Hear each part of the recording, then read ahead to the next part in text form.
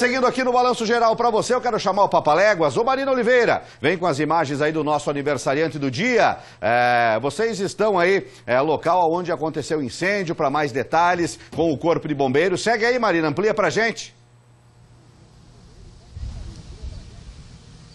Eduardo, sim, a gente está aqui no local onde aconteceu o incêndio. Durante boa parte da manhã, esse trecho da rua aqui, 7 de setembro, ficou fechado para os reparos, né? Até agora há pouco ainda tem gente trabalhando aqui na rede elétrica, rede de telefonia, porque realmente foi um estrago e um susto muito grande. Eu vou conversar com o Tenente Nunes, do Corpo de Bombeiros, sobre essa situação. Tenente, já se sabe, já se consegue apurrar algumas causas para esse acidente? Boa tarde.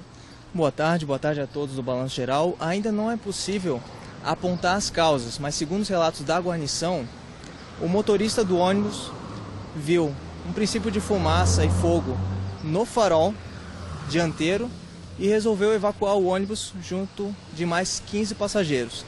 Ninguém se feriu, as chamas progrediram pelo ônibus, foi quando a nossa guarnição chegou e com 4.000 litros de água efetuou o combate em aproximadamente 30 minutos. Agora, logo depois desse incêndio, a gente começou a ver nas redes sociais, a receber muitas imagens do local. Se aglomerou aqui uma quantidade de curiosos e isso também é um risco, né? Que orientações os bombeiros dão nesse tipo de situação? Exatamente, é um risco. Toda ocorrência em que o Corpo de Bombeiros trabalha, seja de atendimento hospitalar, manejo de insetos, corte de árvores e combate a incêndio, acontece numa zona com risco. O bombeiro é o profissional treinado e com equipamentos de proteção para adentrar numa zona com risco controlado e fazer o seu trabalho. Em diversas ocorrências, a gente tem orientado a população a manter a distância do local do risco, tanto para a sua segurança pessoal, quanto para que o bombeiro tenha a possibilidade e o espaço para fazer o manuseio dos seus equipamentos para fazer o combate. O que foi determinante nessa ocorrência e foi a agilidade do motorista em retirar essas pessoas para evitar que houvesse feridos, houvesse um dano maior? Com certeza. O motorista agiu muito bem. Ele pressentiu um risco vindo do veículo que ele conduzia e evacuou as pessoas para um local seguro. Isso fez toda a diferença para que a guarnição pudesse chegar e já tivesse um local sem pessoas para começar o combate. A partir de agora, quais são os procedimentos, Tenente? Vai ter aí uma investigação para saber determinar certinho as causas desse incêndio? Pode ser solicitada uma inspeção de incêndio, que a gente chama de perícia de incêndio ou inspetoria de incêndio, para determinar as causas. Certo, Tenente. Muito obrigada pelas suas informações. Então, essas são as orientações, as informações que a gente teve aqui com o Corpo de Bombeiros sobre esse caso do incêndio que chamou muito a atenção ontem à noite e, por sorte, terminou aí sem feridos, porque as chamas eram grandes, o susto foi realmente muito grande. Eduardo, volto contigo aí no estúdio. Marina, uma outra coisa, tem uma questão de afogamento, foram feitas buscas ontem por um corpo aí na região do Rio Uruguai, Lajeado, Rio Grande ali. Que caso é esse? O que é que você tem sobre isso?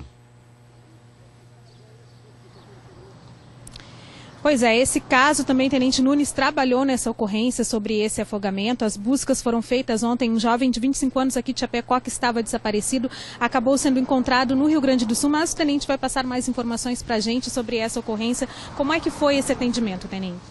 O jovem desapareceu junto com alguns amigos ontem, domingo, antes de ontem, domingo e ontem, devido aos bombeiros gaúchos estarem já trabalhando numa outra ocorrência de afogamento, foi solicitado apoio aos bombeiros de Chapecó para que fossem feitas as buscas. No domingo foram feitas buscas superficiais, porém, como não se fazem operações de mergulho durante a noite, devido ao risco, se fez a busca a partir da 1 da tarde de segunda-feira, quando a nossa guarnição foi empenhada e chegou até o local, município de Erval Grande, no Rio Grande do Sul, e foram feitas as buscas no rio Lajeado Grande e em pouco tempo os mergulhadores encontraram o corpo do jovem. Agora, essa é uma situação que infelizmente acaba sendo muito comum nessa época do ano. A gente está com temperaturas altíssimas aí, né? Hoje promete ser uma tarde muito quente, as pessoas procuram esse refúgio, esse recurso dos rios, dos açudes aqui na região para se refrescar e às vezes acabam se colocando em risco. Que orientações os bombeiros trazem também para esses casos? Exatamente. Com o aumento das temperaturas, estatisticamente os casos de afogamento também aumentam. Nós sempre orientamos que em locais que não sejam piscinas, que as pessoas sempre se banhem em locais que sejam guarnecidos por guarda-vidas. Nessa temporada nós teremos guarda-vidas formados e escalados pelo Corpo de Bombeiros no Goiôém e na prainha de Itá. Orientamos também que as pessoas respeitem as orientações dos guarda-vidas, porque de muito pouco adianta a pessoa estar banhada num local onde há guarda-vidas, e se esse guarda-vidas orienta a pessoa a vir mais para o raso ou sair de um local de risco, se a pessoa não acata essas orientações, de muito pouco adianta. Nós trabalhamos principalmente com a prevenção, o salvamento é sempre um recurso secundário.